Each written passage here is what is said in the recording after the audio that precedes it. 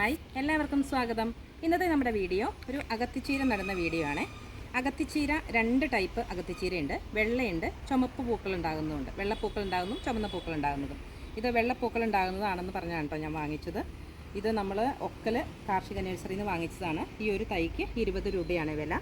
അപ്പോൾ ഇത് നമുക്ക് അലങ്കാര ചെടിയായിട്ടും അതേപോലെ തന്നെ നമുക്ക് എന്താ പറയുക, നമ്മൾക്ക് കറി വെക്കാനായിട്ടും ഒക്കെ ഉപയോഗിക്കുന്ന ഒരു ഇതാണ് കേട്ടോ. ഇതിൻ്റെ ഇലയും അതേപോലെ തന്നെ പൂക്കളും നമ്മൾ കറി വയ്ക്കും. അതേപോലെ തന്നെ ഇത് ഒത്തിരി ഔഷധ ഗുണമുള്ള ഒരു ഇലവർഗവുമാണ്. അതേപോലെ തന്നെ നമ്മുടെ ഇതിൻ്റെ പൂക്കളും ഇലകളും കറി വയ്ക്കുന്നത് കൊണ്ട് തന്നെ ഇതിന് സമൂലം നമുക്ക് കായ്കൾ കറി വയ്ക്കുമെന്ന് എനിക്കറിയില്ല കേട്ടോ. ഇതിൻ്റെ പൂക്കൾ തോരൻ വയ്ക്കും, അതേപോലെ തന്നെ ഇലകളും തോരൻ വയ്ക്കും.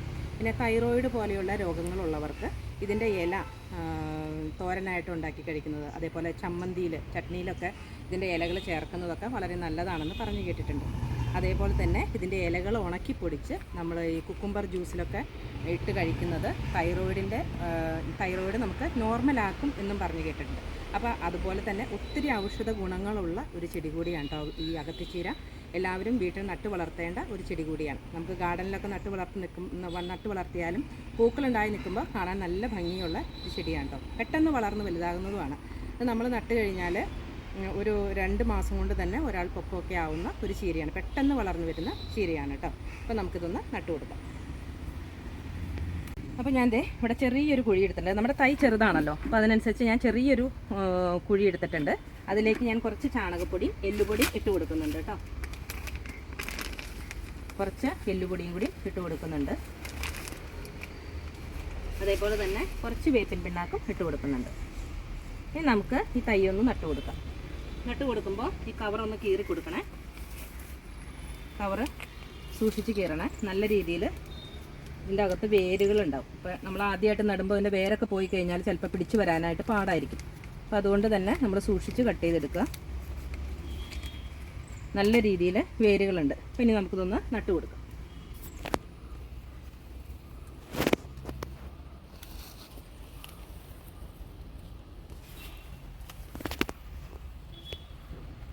ഞാൻ നന്നായിട്ട് നനച്ച മണ്ണായിരുന്നു കേട്ടോ. നന്നായിട്ട് നനച്ചിട്ടാണ് ഇവിടെ കുഴി എടുത്തത്.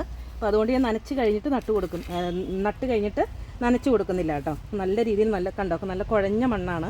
അപ്പോൾ അതുകൊണ്ട് ഇനി നനയ്ക്കേണ്ട ആവശ്യമില്ല. ഇനി നാളെ നനച്ച് കൊടുത്താൽ മതി. അപ്പോൾ എല്ലാ ദിവസവും ഇത് പിടിച്ച് വരുന്നത് വരെ ഒന്ന് നനച്ച് കൊടുക്കുക.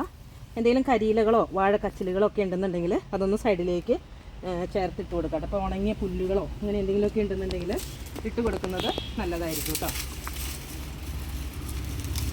ഞാൻ ഇതൊന്ന് പിടിച്ച് വരുന്നവരെ നല്ല വെയിലാണല്ലോ, പൊള്ളി പോവാതിരിക്കാൻ വേണ്ടിയിട്ട് കുറച്ച് ഇലകളൊക്കെ പറിച്ച് അതിൻ്റെ ചുവട്ടിലേക്ക് ഇട്ട് കൊടുക്കുന്നുണ്ട്.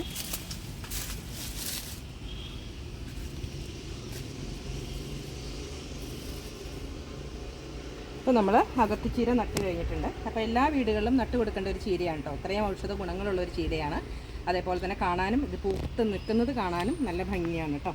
2 തരത്തിലുള്ളതുണ്ട്, ചുമപ്പും വെള്ളയും. അപ്പോൾ ഏതാണെന്നുണ്ടെങ്കിലും കാണാൻ നല്ലതാണ്, എല്ലാത്തിനും ഒരേ ഗുണവുമാണ്. അപ്പോൾ എല്ലാവരും ഇതേപോലെ ഒരു ചീര നമ്മുടെ വീട്ടുമുറ്റത്ത് നട്ട് വളർത്താനായിട്ട് ശ്രദ്ധിക്കുക.